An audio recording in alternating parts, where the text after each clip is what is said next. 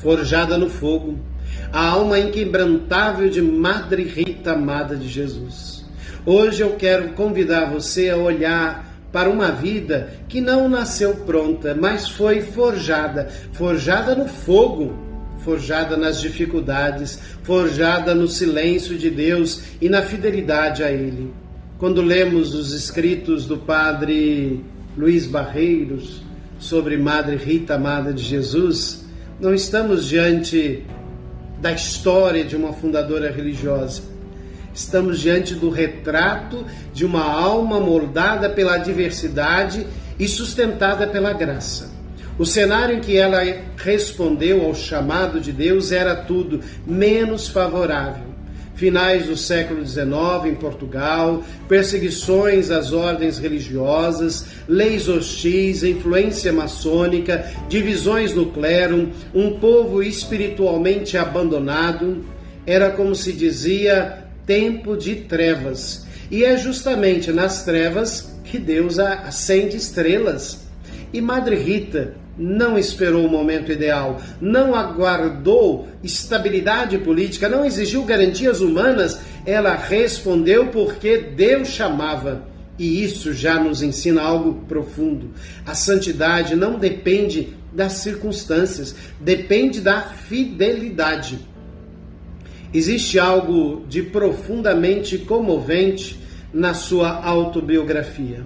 Um manuscrito simples, direto, sem floreios literários, mas ela escrevia como quem reza, com o coração na mão.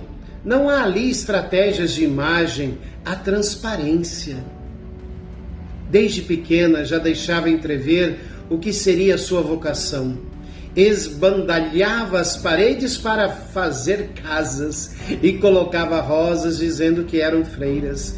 A infância já pressentia o futuro, né? E Deus semeia cedo aquilo que florescerá mais tarde. Mas não pensemos numa vida romântica, não. A virtude de Madre Rita foi forjada na luta. Ela foi forte, mas não dura. Decidida, mas dócil. Contemplativa, mas incansavelmente apostólica. Seu amor à castidade foi provado em situações de violência que ela descreve com pudor, mas com clareza. E diante da ameaça, dizia com simplicidade impressionante: antes queria morrer que perder a angélica virtude. Isso não é moralismo, isso é identidade. Quando alguém sabe quem é diante de Deus, prefere perder tudo a perder o essencial. Mas talvez o ponto mais alto de sua vida esteja no sofrimento interior.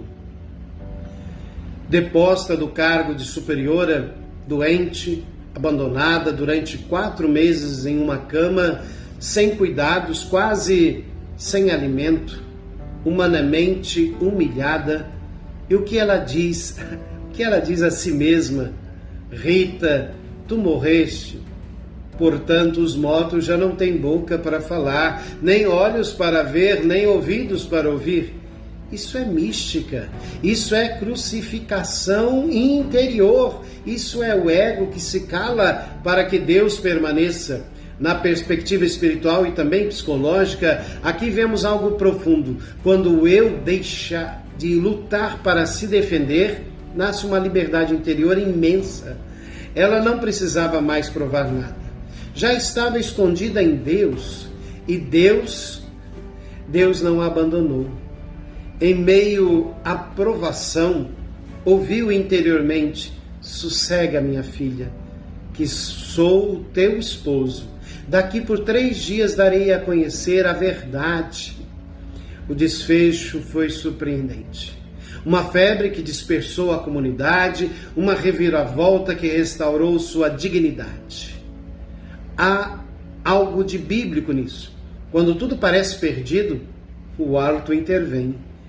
A congregação de Jesus, Maria e José não nasceu de um plano estratégico, nasceu de uma alma que disse sim, nasceu da fidelidade de alguém que se ancorava em Deus quando tudo balançava.